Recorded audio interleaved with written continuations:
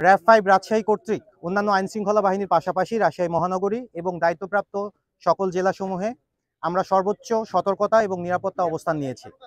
আপনারা জানেন গত রমজান মাস পুরোটা জুড়েই আমাদের টহল কার্যক্রম এবং গোয়েন্দা নজরদারি বৃদ্ধি করা হয়েছিল।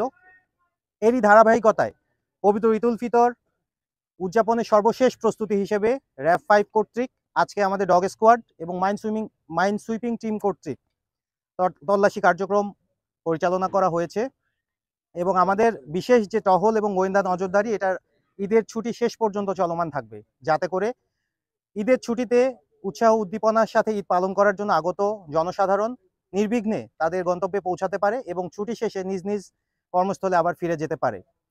এইটা তদারকিতে আমাদের টহল কার্যক্রম জোরদার আছে এবং তৎপর থাকবে এবং আমরা জনসাধারণের একটা সুষ্ঠু উৎসব মুখর ঈদ উদযাপনের জন্য আমরা দৃঢ় প্রতিজ্ঞ এবং বদ্ধপরিকর।